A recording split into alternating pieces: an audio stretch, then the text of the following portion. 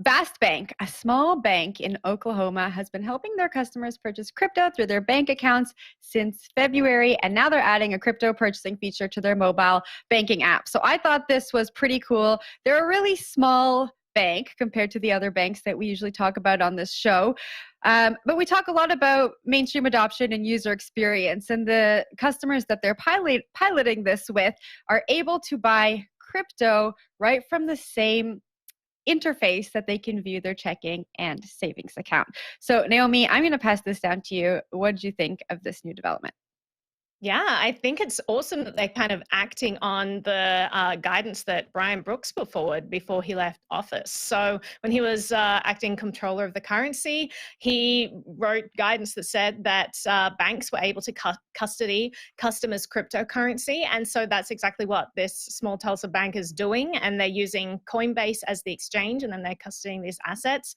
I think it's kind of cool to see all of that going on and to see this become more pervasive. You know, the more people that use crypto, I mean, you don't have to use it through a bank. I think that's a great, on-ramp for a lot of people. But you don't have to use this through a bank. But if more people are using it, the more valuable it becomes for everyone, even if you're on the fringes and not using the financial system at all. So I think it's great that everyone is getting involved. And we have, all these little boutique banks kind of exploring this. We've also seen major banks getting involved. We saw BNY Mellon at the start of the year was like the first major bank to start to look into crypto and custodying it. But I think that we're just going to see more and more of this, and it's exciting to see. But Ben, I'll throw to you. Yeah, I mean, I think we're seeing more and more desire for this. The interesting point to me is that, in our head, we call this a tiny Oklahoma bank. And I think it's interesting a tiny Oklahoma bank is offering access to crypto for its users. I think it shows that, and quite often we talk about these banks being interested, Naomi, right? We talk about the desire from customers, kind of driving that aspect. And if you have like smaller banks in, non-coastal cities and states like that are starting to dive into this, I think that's really interesting because they too, I would imagine, are responding to what their customers might like. And, even so, and in this story, we mentioned that I think it was maybe 65% of, people they polled or were talking to were saying like, yes, we do want, access to crypto, but we would like to do it through our bank and a really comfortable interface in a way that they felt safe with. And so, the fact that crypto acquisition is spreading, out into more rural areas or maybe places we wouldn't typically expect, I think that's the interesting development here. But Zach, what are your thoughts? This is the boring future of Bitcoin, and I'm all for it. It's just going to be super easy. It's just going to be integrated into everyone else's financial lives, and I think that's clearly where things are headed, right? I mean, that's the story of this last run, the institutional embrace of Bitcoin as an asset class, just like anything else.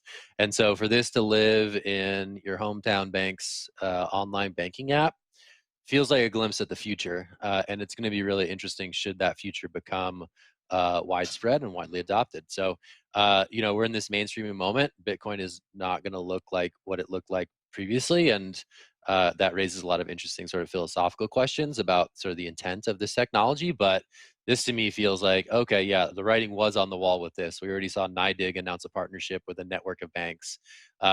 Okay, yeah, this is what it's going to look like now. So those are my thoughts on this one.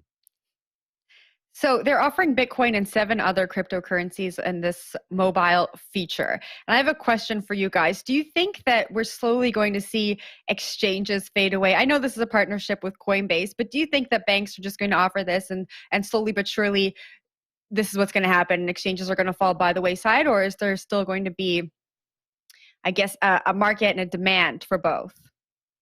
Will? Yeah, I think Zach should take that question. I want to hear his thoughts on it. Ooh, me? I definitely have an opinion, but I want to hear Zach's thoughts. I mean, I think they'll probably be both, right? I mean, I think they'll probably be both. There's room for both. There's room for both and then some. But, with the whole decentralized exchange space. So I don't know. I don't think I have a particularly nuanced take on that. But Naomi, curious for yours. Yeah, well, I mean, you're going to have institutions that specialize in certain areas. So sure, you can have access crypto on Robinhood, but it's not going to be to everyone's tailored preference. That's why you have specific places where you can have more liquidity and more coin pairings. I mean, is JP Morgan going to be offering like the next, 5th iteration of the Doge spinoff?